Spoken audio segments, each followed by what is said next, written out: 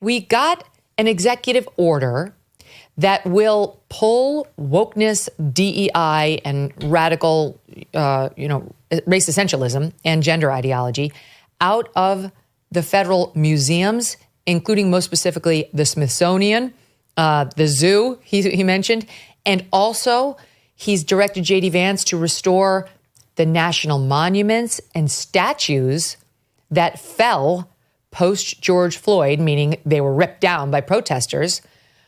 Not all necessarily, but he wants him to take a look at this. I mean, it wasn't all, people who were pro-slavery or who were armies in the Confederate Army or generals in the Confederate Army, Sean.